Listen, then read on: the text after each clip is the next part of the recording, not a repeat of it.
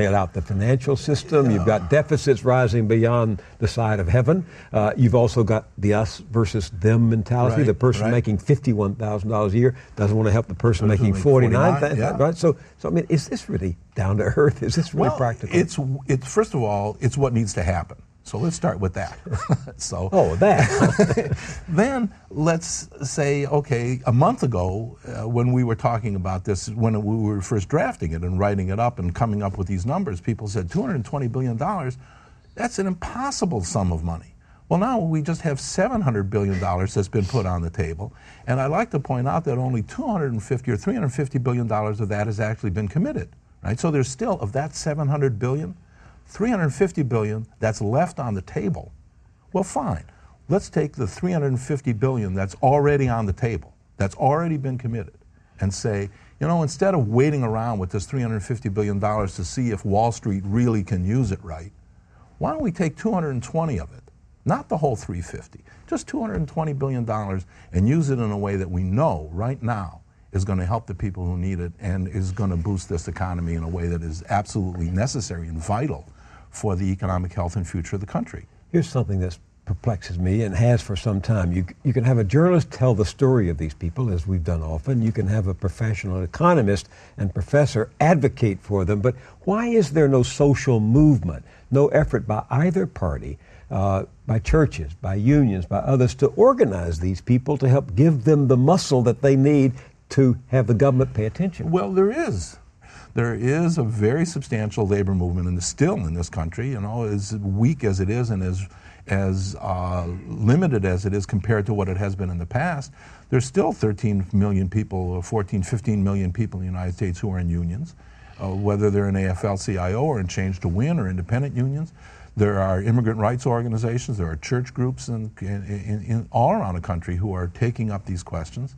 And I think that we will see in this next round after the election, I think quite a bit more activism as people have aspirations for what the future will be like, and they will, let's hope, get active. But both parties see these people as voters but not constituents for the permanent coalition of governing. The next president, Obama or McCain, most likely will turn his attention to the middle class, as you say, to the financial system. And what happens to these people if they don't have muscle? Well, they suffer.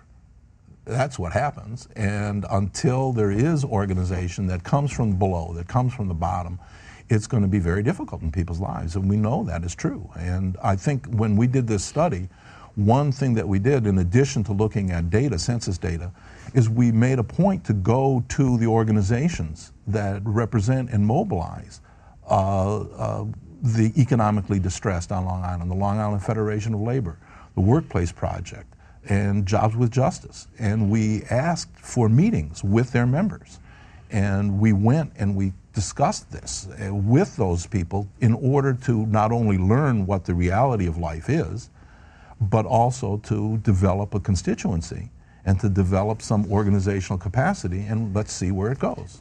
Why do you call them economically distressed instead of that old term we used to use, you and I, when we were younger, the working poor? The working poor. Well, that's a good question, and that's something that we learned in doing this study. What we found out in talking to low-wage workers is nobody wants to be low-wage. Nobody wants to be poor or thought to be poor or called poor.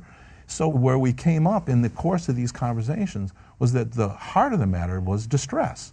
That people are living a life of distress. You know, there's SOS signals going out.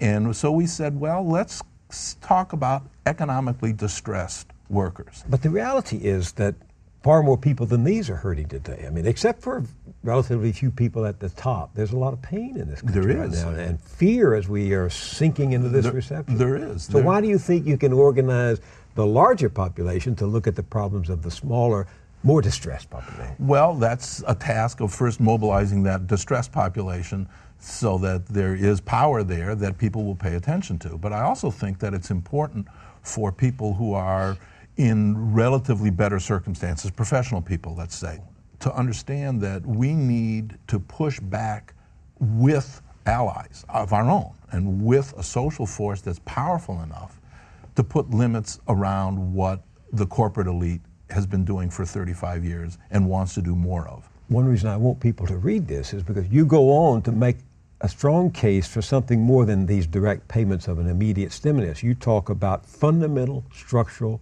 reform, universal health care, collective bargaining rights, better schools. Right. That's the long term. Right, right. The immediate needs are of the sort that we've been talking about here with this stimulus package. But just because people have a job doesn't mean that they're out of the woods. Almost all of these economically distressed workers actually do have jobs, and they work full-time year-round, and they just don't make enough money. And they don't have health care, and they don't have good enough education for their kids. One of the things that we found in these conversations that was so interesting and so moving was the hope for the future that these workers had for their children.